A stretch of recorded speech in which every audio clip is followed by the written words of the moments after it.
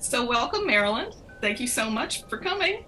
Thank you, Lisa. Glad to be here.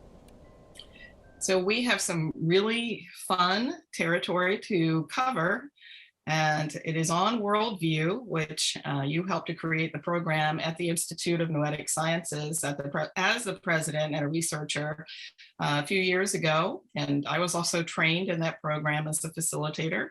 So we're going to help people understand this crucial term for our time and how do we know what a worldview is and that we actually have one. So can you just help us wade into that territory? I will throw out that I remember when we first started studying worldview literacy and you introduced learning the difference between an opinion, belief, and fact. And I thought, really? And now we're in this post-truth alternative fact world, and that seems like a good place to start. Well, that happened pretty fast, and it's kind of astonishing, really, to think that we operate within these different bubbles, really.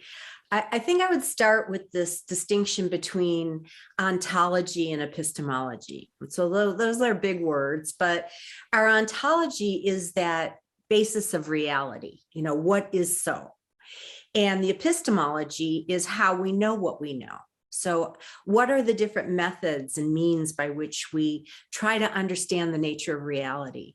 So understanding and navigating both our epistemology and our ontology becomes important because we can see that, we can meet in a public sphere. Maybe it's a hospital or school system, and people are, applying their energies to a shared goal, but they might be coming at it from very different epistemologies and ontologies. It's almost like we're moving through different realities together simultaneously. And it's a little mind-blowing and a little science fiction-y, and yet it is what is so. We are now at this time where, we know that there are multiple cultures, there are multiple ways of engaging reality. We have now achieved these remarkable accomplishments in terms of having an orbiting space station and all these great photos that we're getting from these telescopes looking at, the depths of space. And we also know that, this is a time of cloning. So we can, in the course of a day in a petri dish, really create new forms of life. And all of those are based in this kind of physical material model. There is a world out there, and that is the reality. There is a world out there. And yet we know from our own beliefs and experiences that it might be a little more complicated than that. And so how do we begin to think about not only that reality out there, but how there is a reality within here, and that shapes how we're able to perceive things. And so that's what I would say, really is the basis of a worldview. So when you and I first worked together 10 or 12 years ago, and I encountered that first exercise in opinion, belief, and fact, that was just part of beginning to understand that it was possible to not know what territory you were in. But then the program also went into understanding that, as you said, this gets to be science fiction-y and complicated, but are multiple intelligences that we don't really talk about a lot in our culture, and how we can know. And some of this gets to be really exciting and starts to transform who we think we are as human beings, I think, in a very exciting way. So one of those questions is kind of remedial about facts, opinions, and beliefs, but it seems so relevant right now as we have these January 6th committee hearings going on, and the arguments taking up airspace over what is real, even if there's a video to show us. And then, and then how do we know, as you were just pointing to, what else do we have to work with to know? what is real with these multiple intelligences. One of the really interesting things that's emerged, I think, in the realm of cognitive psychology, really in the last 20 years, but more recently it's come to the forefront, which is the idea of our cognitive biases and the ways in which there are these filters.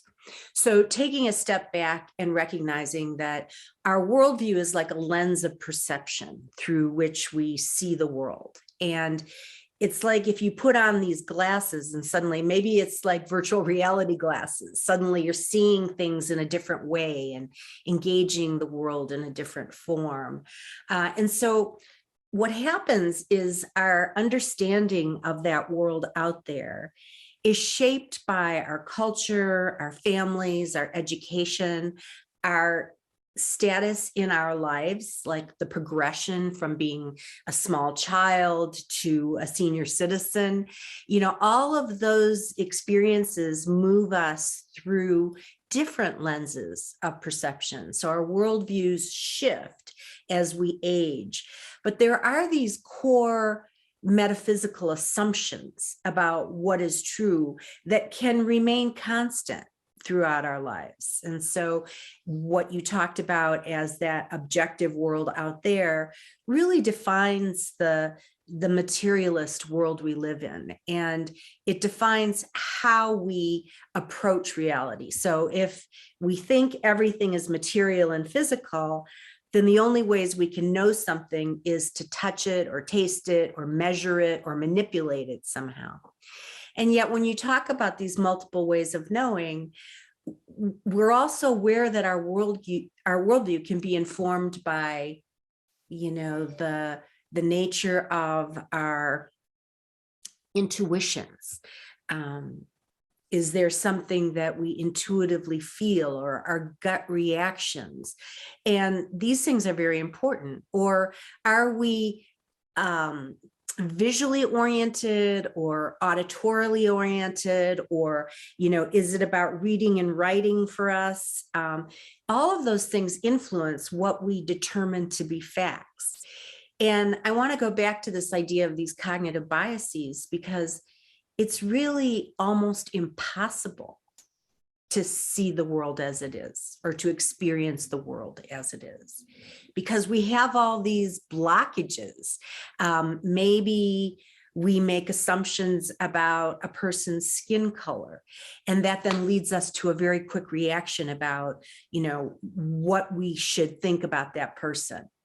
And maybe it's about, olfactory things. Sometimes there are foods that we really don't like because they trigger associations that come from our old brain. All of those things influence how we perceive the world. And what I like to think about is this concept of worldview literacy, and basically the notion that we can learn about worldviews and we can teach about worldviews. There is a kind of literacy there that we can communicate to others. And so that's really what I've been, looking at over, a series of decades now. How do we learn about our worldview? If we're in a protective mindset, or rigid authoritarian mindset, we may not have, and there are degrees of this, and on any given day I could be in that mindset, or in the morning I am, and in the afternoon I'm not. I'm owning that. But it's the practices of becoming aware of your mindset, and then this metacognition piece of your worldview. How do we do that? Yeah, I think it's hard, really. But I think, first of all, there is this basic awareness. Maybe I'm not seeing things in their entirety. And that comes with a kind of humility. So instead of having an arrogance and an assumption that I know everything, stepping back and being a little bit cautious, a little bit more humble. And then recognizing that even if we feel like we have some mastery over our reactiveness, we become this metacognitive capacity generator, we might then be in our cars going through traffic and somebody cuts us off. So what's the immediate reaction? That amygdala kicks in and we can become very arrogant. We can become very judgmental, and we can also become very aggressive. So, road rage is something that, people describe, and that it's all too familiar in this time and in this space that we live in. So the first thing I think is to slow down, to recognize that we have reactivities, and to begin to posit, like, what's going on with that other person? Maybe they're in some kind of distress that we don't know about. So if you can come from this place of humility, and I actually like to think about something like road rage as, a spiritual practice. It gives us an opportunity to check our own reactive tendencies, to take a deep breath.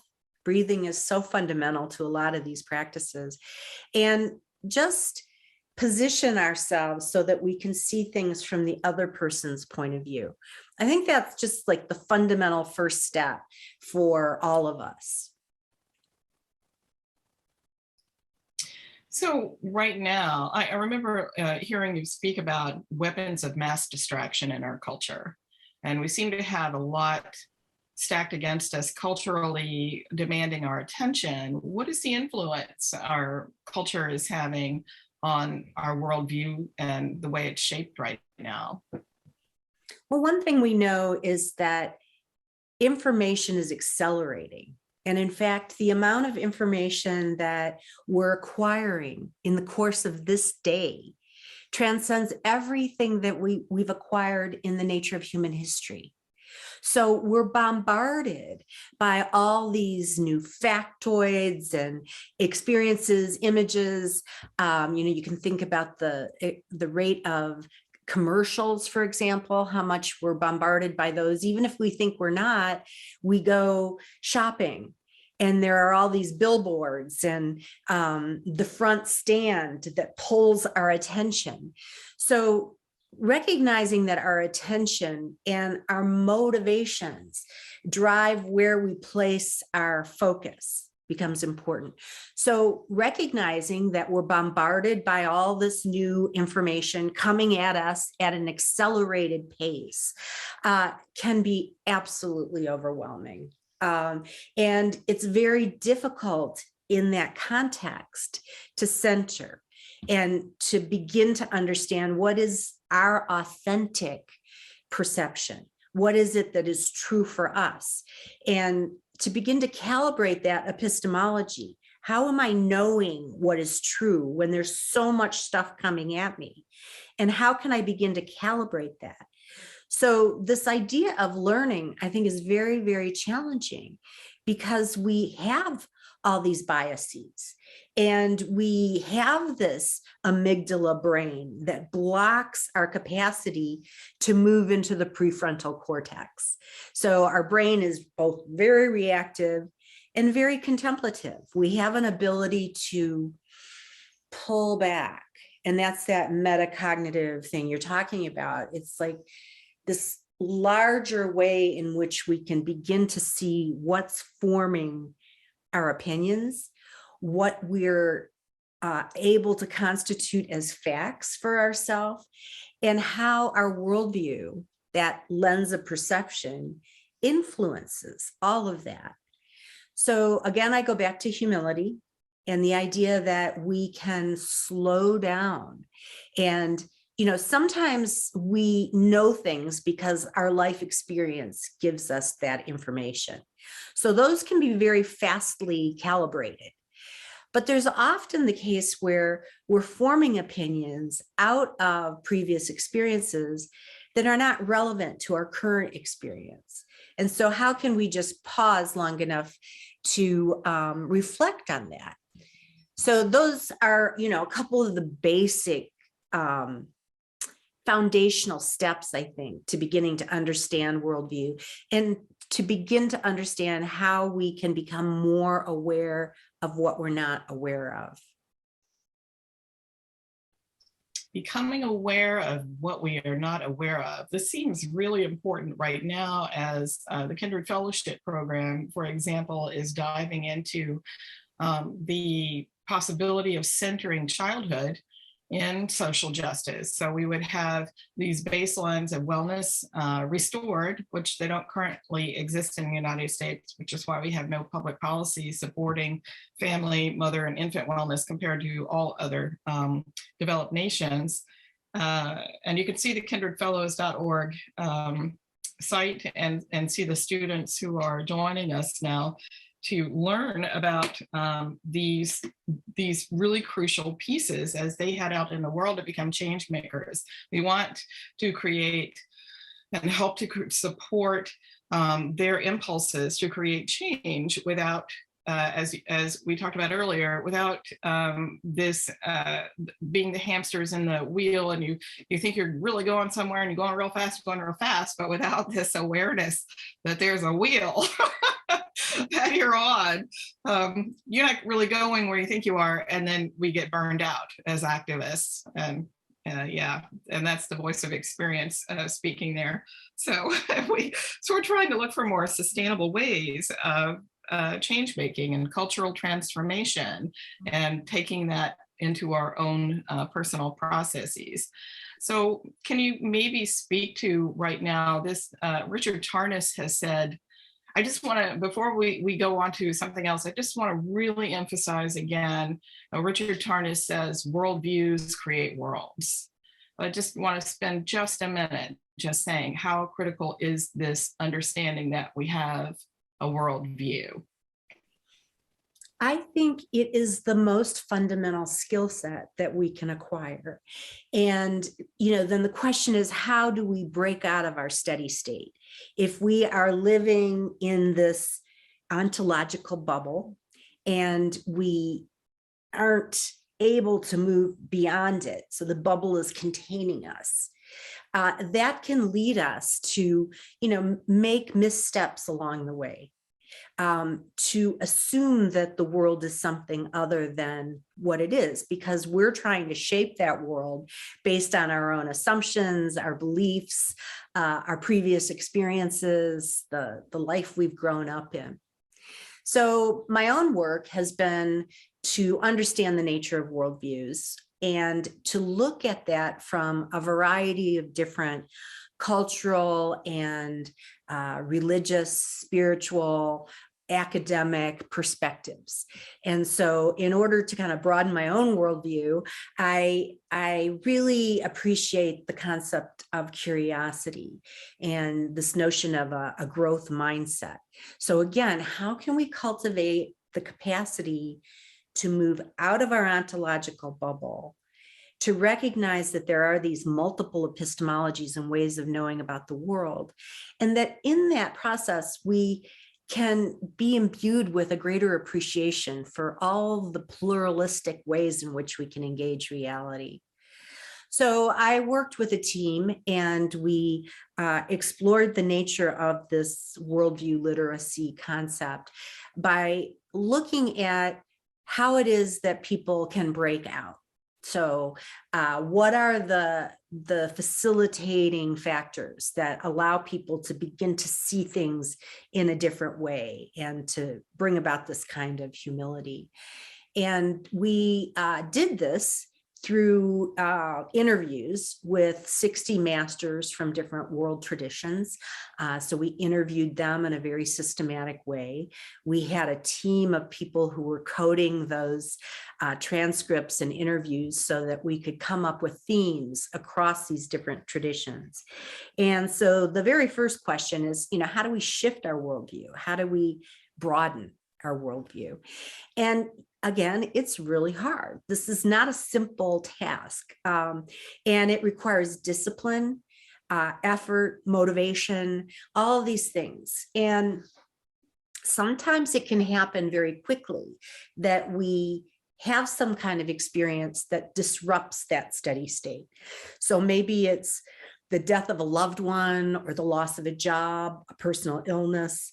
Maybe it's something ecstatic. Maybe it's some kind of out-of-body experience, or perhaps a near-death experience, perhaps a kind of ecstasy experience. People are talking about the overview effect now, where, you know, these astronauts come back from space and begin to see the world in a different way. And, you know, how can we wake people up without having to go walk on the moon in order to have these experiences? So the first thing is to recognize that, you know, there are these difficulties that present themselves in our life, even catastrophic things that can really make us feel disempowered. And yet through the lens of worldview, we can begin to see these as opportunities. They are disruptions from something that limits our capacity to see. So once we can begin to stand back and look at, you know, what are often, you know, very negative things in our life, and we can begin to see that this is an opportunity for us to engage in a new way, with a different perspective. So that was kind of the first thing. And then, you know, people can have these shifts in worldview, or these eureka moments, or, you know, something that really feels disruptive. And then they can go right back to their steady states. Because again, there are these cognitive biases that limit our capacity to change. So it takes effort then to begin to broaden out of and to become curious about the potentials. So that cultivating of curiosity and our wanting to explore, wanting to be in some kind of adventurous process becomes kind of the second stage of this, where we become seekers. And the pitfall of that is that we can get into this endless loop of forever seeking. And then we haven't really grounded ourselves, and we don't feel that sense of, you know, stability. So how do we begin to move toward what can be very destabilizing? If we have always thought the world was this way, and suddenly we're seeing it as something different, you know, that can be hard. And so people then are encouraged, based on our interviews and ultimately then 2,000 surveys that we did, people can begin to take on a practice. And that allows us to sort of engage in something that gives us support in the midst of this destabilization. So what is a practice? I mean, people described all kinds of things as a transformative practice that really helped them to engage this expanded worldview. And there were kind of 5 elements we identified in the course of looking at a transformative practice, whether it was somebody sitting in a meditation, or gardening, or running, spending time in nature. All of those things can become a practice if we bring these 5 qualities to it. So the first thing is intention. I bring the intention to foster a worldview that allows me to see things from a broader perspective, and also to become more stable in our own ability to grapple with all these weapons of mass distraction that you talked about. So intention becomes extremely important. And yet we know that, you know, they say the road to hell is paved with good intention. And how many of us, you know, set New Year's resolutions, and then, you know, a day, a week, a month later, we've forgotten we even did that. So intention alone isn't enough, but it is a necessary prerequisite. Then the second step is attention. And where are we placing our attention? Is it on the glass half empty or the glass half full? And becoming aware that we can choose that becomes really important. And this goes back to the idea of these cognitive biases. So if we're operating on autopilot and all these influences are affecting us, and we're driven by the materialist impulses that society is pulling us toward, it becomes very difficult.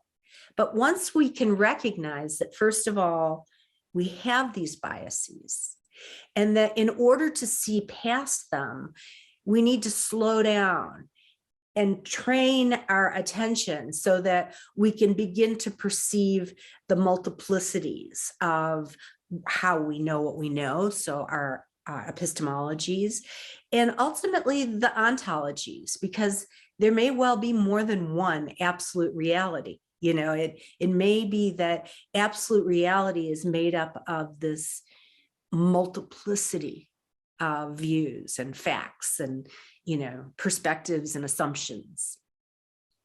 The third piece is to have some kind of routine. So how do we begin to train our brain and our bodies and our awarenesses to stay awake and to be informed? How do we do that?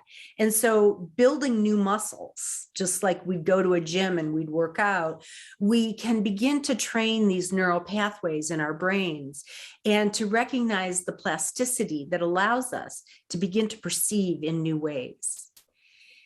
The fourth piece is consistent across all of the masters that we interviewed, and that is guidance. And it's not really easy to do this stuff on our own. And, you know, how is it that we begin to recognize that there are people who have been on this path before us? So maybe it comes from a book, or maybe it comes from a podcast, or maybe it comes from, you know, sitting with a teacher. All of those things can offer us a kind of guidance. And it's also clear that it's not only guidance that comes from outside of ourselves, there's this inner guidance. And so as we can begin to calibrate our own intuitions and the multiple ways in which we learn, and we can begin to see things with a kind of imbued nature, this becomes a kind of internal guidance system that, you know, is that North Star that propels us, or that golden thread that pulls us. And finally, there is this concept of surrender that, you know, and this is particularly true when we think about change and we want to be change makers. Sometimes things are happening in the world that we can't influence. And maybe it requires just stepping back and appraising what is so, and surrendering to the idea that, you know, there are pieces of this puzzle we can begin to affect change in, and there are places that we can't. And so to release ourselves from the burden of thinking that we can fix it all and that there's just this magic wand that we can wave. And then this model that we created really involves this shift from the me to the we. But if it's all about the we can forget about the me. And that's where you talked about burnout. So how can we cultivate these skills to nurture ourselves, even in the midst of enormous complexities? So just breathing or centering, you know, taking a walk in nature and really appreciating what's around us, you know, practicing gratitude. All of these become wonderful tools for nurturing our own inner life. And then finally, I think this process can be like a fractal, and we can amplify it in the world through the various institutions. So whether it's business or science or education or community organizing, all of that can be informed by recognizing that the catalysts of change come from inside us and give us the capacity to be strong and facile and agile in the face of these enormous changes that we're dealing with, and that we can begin to apply these kinds of insights into those dominant institutions, and recognizing that it's not really possible to do this alone. And so, you know, reaching out and finding those communities that may not all look like us, may be informed by different epistemologies and ontologies, but together with that kind of curious mindset, we can begin to affect positive changes. Marilyn, that was just glorious. Thank you so much. That was just fantastic. Um, I do remember one of the pieces that you just now touched on was the community piece. And I know in America, isolation, loneliness, especially among young people, is epidemic right there with addiction and depression. And I am wondering, I just want to articulate that community piece because I do remember in one of the change models from IONS, how do you make something stick? How do you make a change stick for yourself? Whatever it is that you're trying to do. And it seemed like people who were able to go to a space of like-minded people and just be together, that really helped the change to stick for yourself. So can you just speak to community for a moment?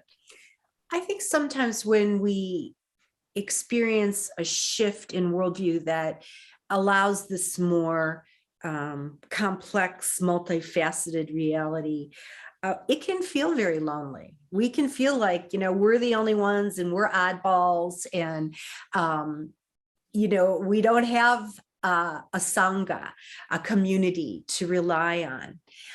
The one thing I would say is that I don't think the kind of community that is most effective isn't just everybody being like us.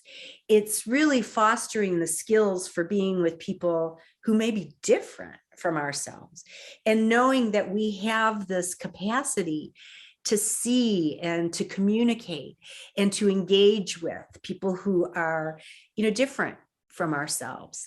But I do think it's true what you said, people have to get off the pillow or get off of, out of the pew and into the world, and moving together with a group who can represent our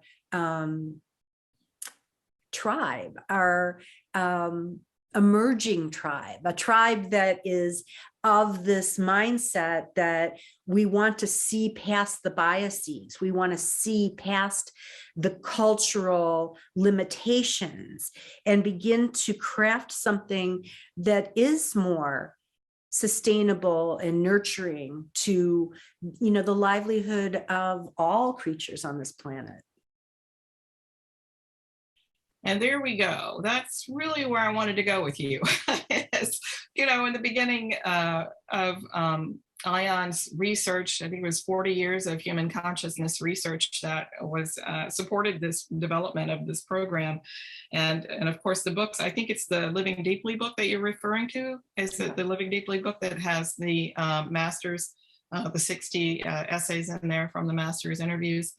So lots of great resources. I'll put them all wherever people are finding this podcast.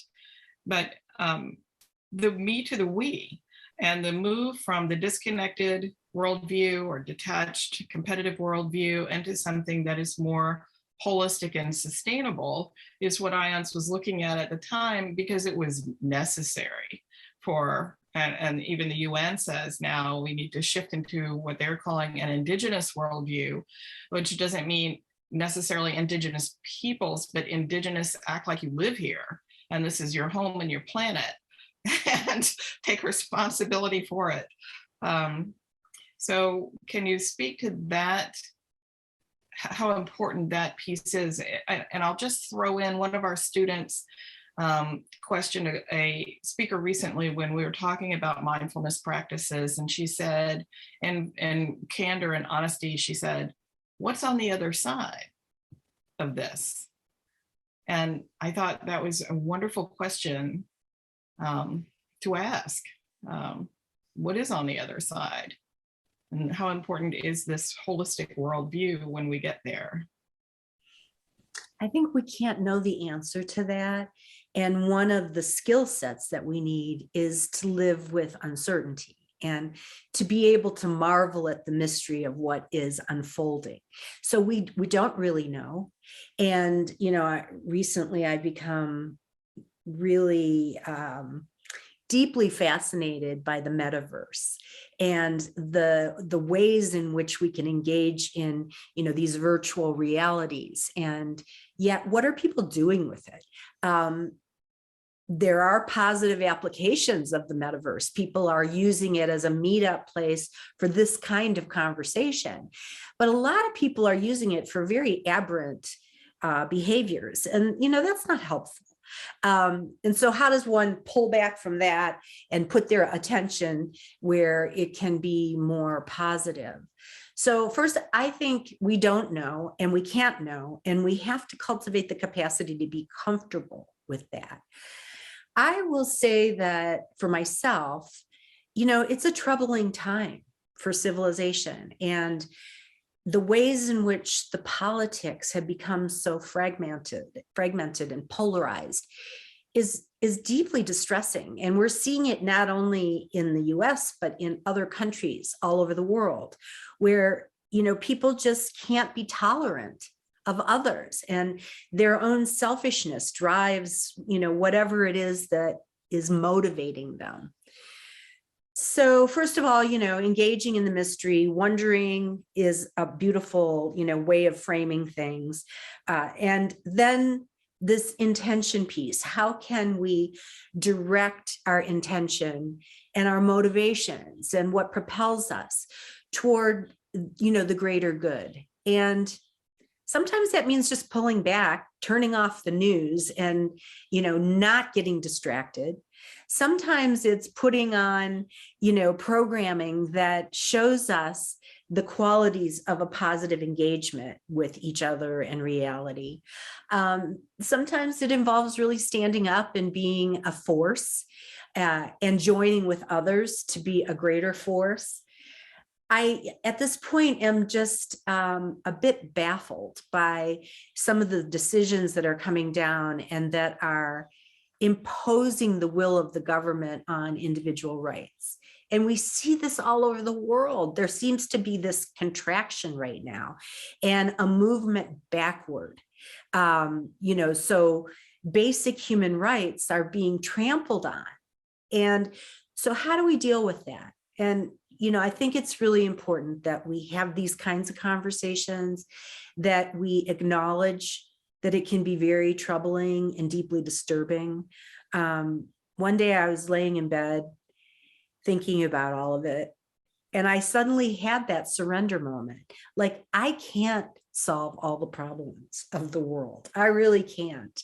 But what I can do is engage in these kinds of conversations and these threads of discourse that may help to impact, maybe not in this moment, but in the future. And I think your motivation towards speaking to the youth and to getting young people to feel inspired and, move beyond hopelessness towards something that is purposeful.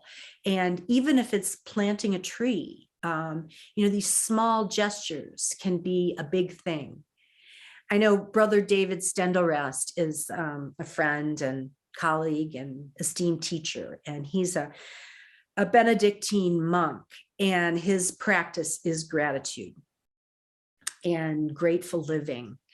And he had this experience where he went to Africa and he experienced how precious it is to have clean drinking water.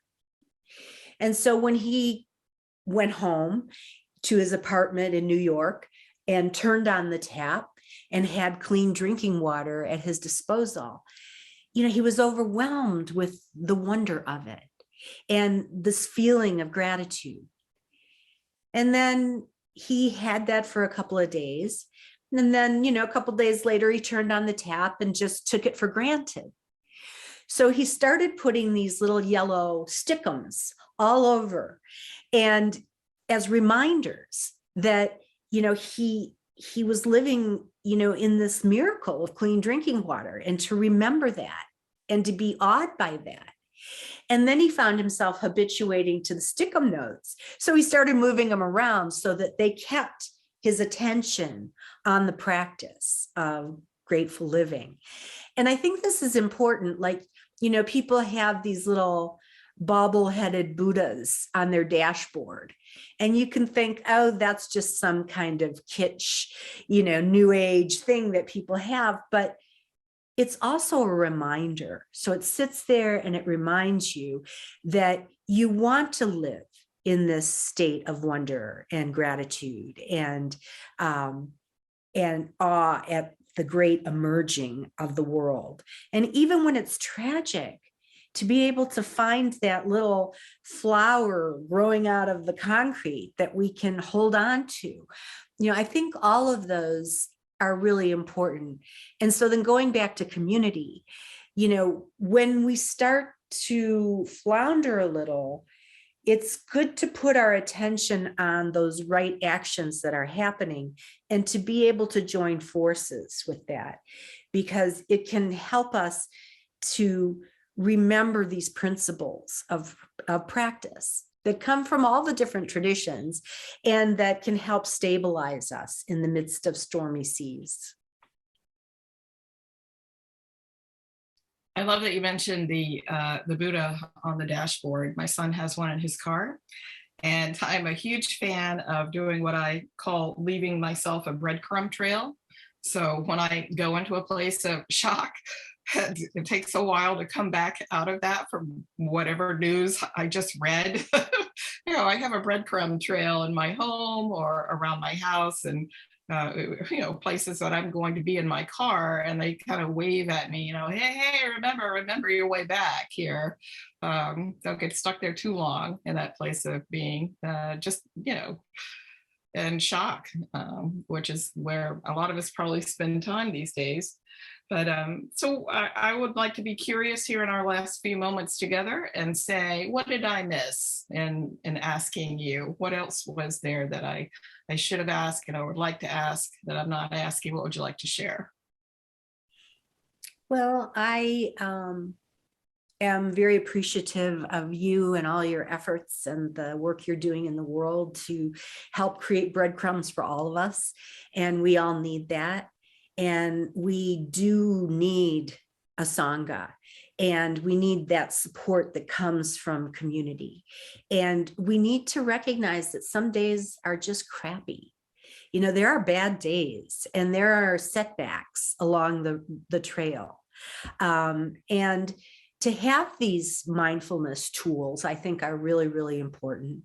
To have the friendship that comes. And I think this idea of fostering global community can really help us. I sometimes look at the political estrangements and I think about, excuse me,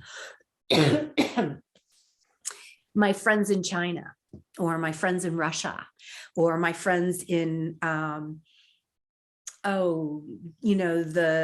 the most desolate places in Africa or Asia, and know that, we are a collective and we can reach out to each other.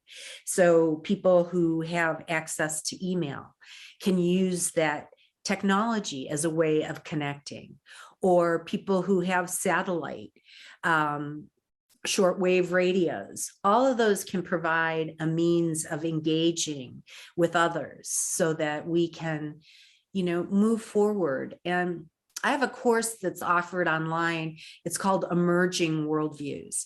And it really is about the celebration of, not just diversity, which is a demographic fact, but pluralism. And that notion that in a healthy habitat, you have a lot of different kinds of plants in order to make it, flourish. And so finding those friendships at a global level and really holding to those, so that even if we're feeling isolated, we can reach out and find that.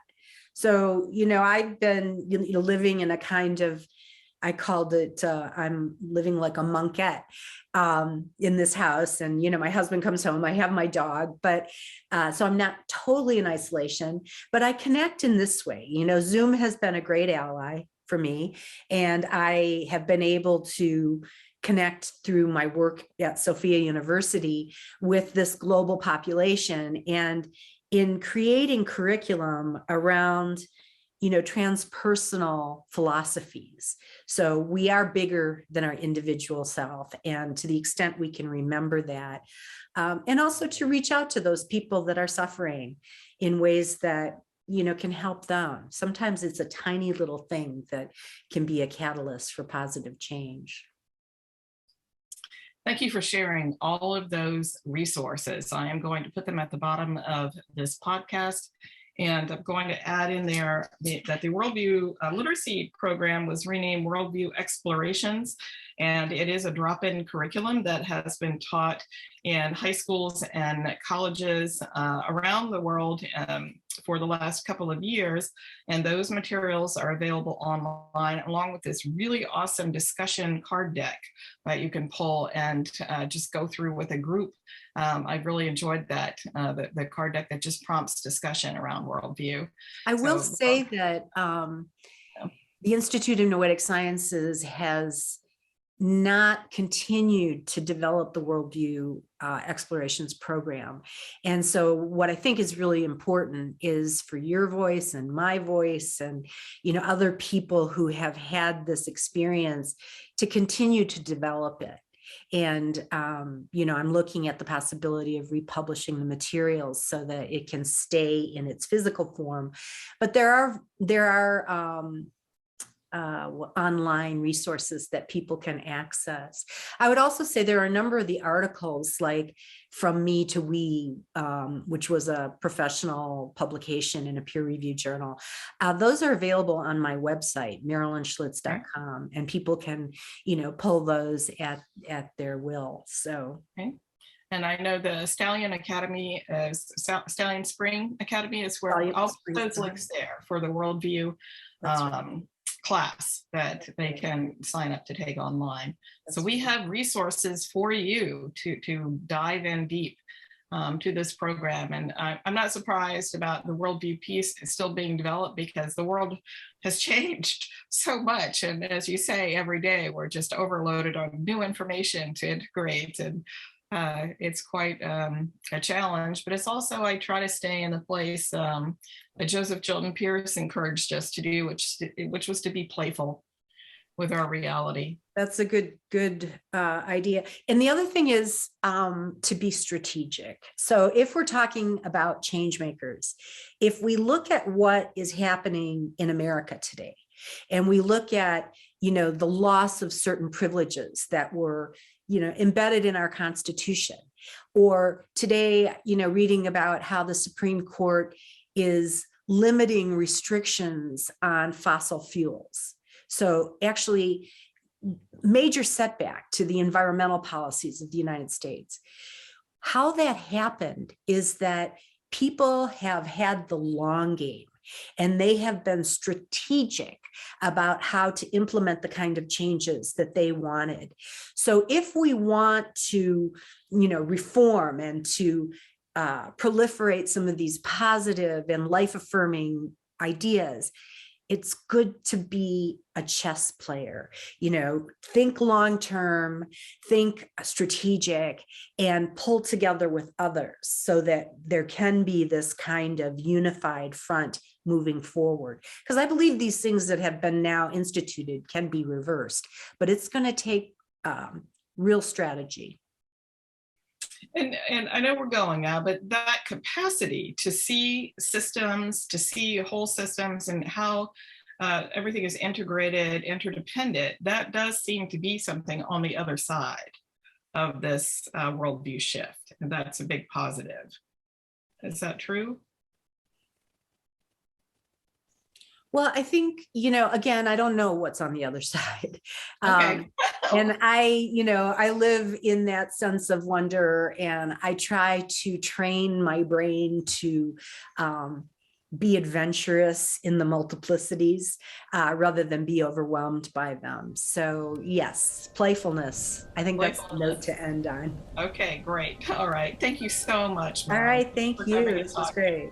Okay. See ya. All right. Bye.